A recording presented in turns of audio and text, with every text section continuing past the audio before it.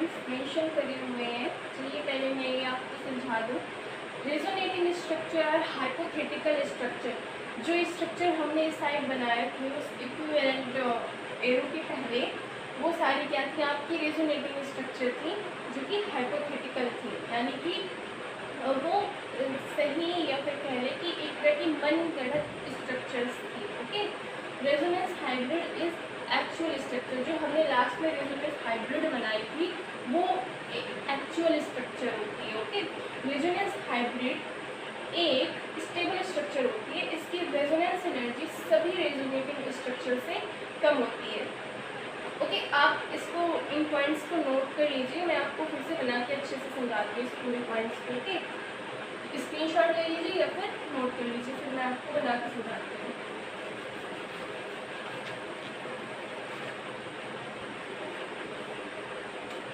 जैसे हमने बेंजीन की बनाई थी,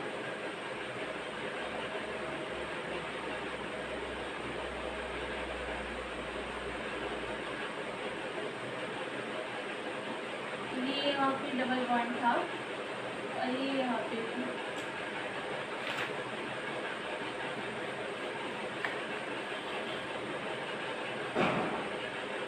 ये हमने बेंजीन रिंग बनाई थी। ओके, तो यहाँ पे ये डबल बॉन्ड था, ये बॉन्ड था, ये बॉन्ड था। ओके, ये बॉन्ड जो होते हैं आपके, ये पूरी रिंग में डिलोकलाइज होते हैं। एंड कंडीशन में भी ये मैंने मेंशन किया हुआ है कि कंडीशंस फॉर रेजोनेंस, यानी कि किसी भी स्ट्रक्चर को अगर रेजोनेंस शो करना है तो उसके लिए कंडीशंस क्या है। मॉलिक्यूल आपका प्लेनर होना चाहिए।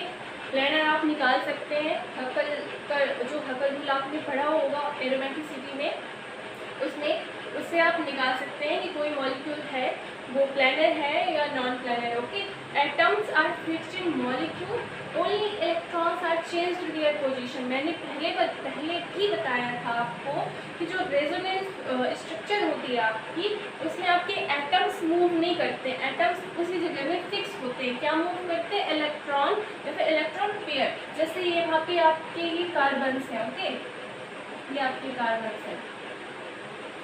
यहाँ पे जब आपकी दूसरी स्ट्रक्चर बनेगी तो ये इलेक्ट्रॉन पेयर मूव करेंगे। कैसे? ये बॉन्ड यहाँ शिफ्ट होगा, ये यहाँ शिफ्ट होगा और ये बॉन्ड यहाँ शिफ्ट होगा। तो कुछ ऐसी स्ट्रक्चर बनेगी। इसको हमने कहाँ शिफ्ट किया था? यहाँ पे शिफ्ट किया था। इसको कहाँ शिफ्ट किया? यहाँ शिफ्ट किया। और इसको कहाँ शिफ्ट किया? यहाँ पे शिफ्ट किया। ओके, और एक हमने और बनाई थी। कैसे?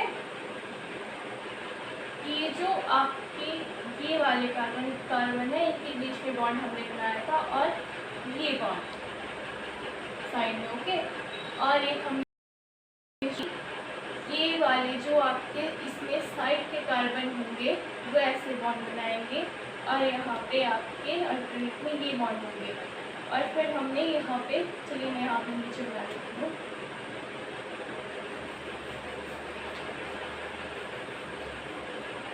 वो आप पहले नोट कर चुकी होंगी एग्जाम्पल में। आपको ये बातें जो मैंने यहाँ पे लिखी, मैं आपको ये समझाने के लिए यहाँ पे बना रही हूँ। ओके, ये एरो मैं यहीं पे बना देती हूँ और स्ट्रक्चर आपकी यहाँ पे।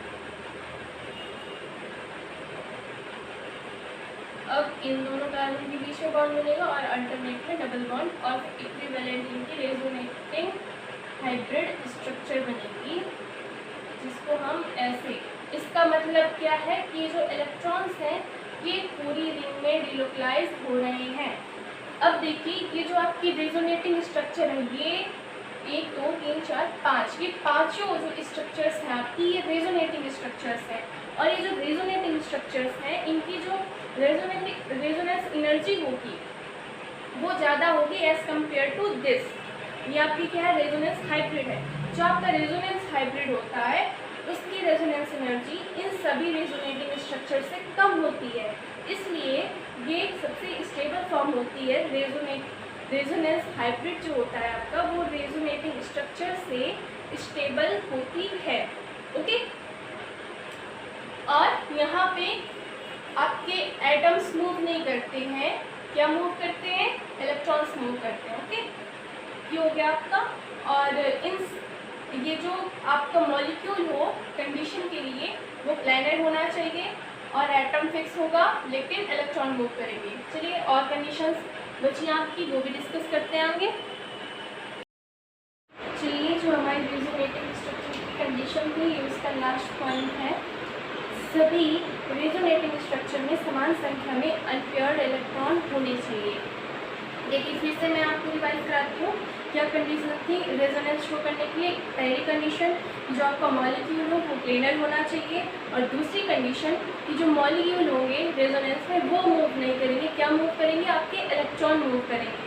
एंड तीसरी कंडीशन कि जो जितनी भी आपकी रेजोनेटिंग स्ट्रक्चर होंगी उनमें सब में समान संख्या में इलेक्ट्रॉन पेयर होने चाहिए। ओके, अब हम लिखेंगे relative stability of resonating structure. जिस रेजोनेटिंग स्ट्रक्चर में कोवैलेंट बॉन्ड्स ज़्यादा होते हैं वो अधिक स्टेबल होती है, और वही स्ट्रक्चर जिसमें कोवैलेंट बॉन्ड ज़्यादा है वही आपकी ज़्यादा योगदान करेगी किसमें, रेजोनेंस हाइब्रिड में। जो आपकी रेजोनेंस हाइब्रिड बनेगी उसमें सबसे ज़्यादा योगदान आपकी उस रेजोनेटिंग स्ट्रक्चर का होगा जिसमें ज़्यादा कोवैलेंट बॉन्ड होंगे। और दूसरा पॉइंट है आपका negative charge on more electronegative and positive charge on less electronegative is more stable resonating structure. Hindi में इसका मतलब है कि जो आपका ऋणात्मक चार्ज हो वो अधिक ऋणात्मक तत्व या कह लें यौगिक पे ज़्यादा स्टेबल, और जो आपका अधिक मतलब जो आपका पॉजिटिव चार्ज होगा वो कम इलेक्ट्रोनेगेटिव यानी कि कम ऋणात्मक तत्वों पर होगा, क्योंकि वो ज़्यादा स्टेबल होगी।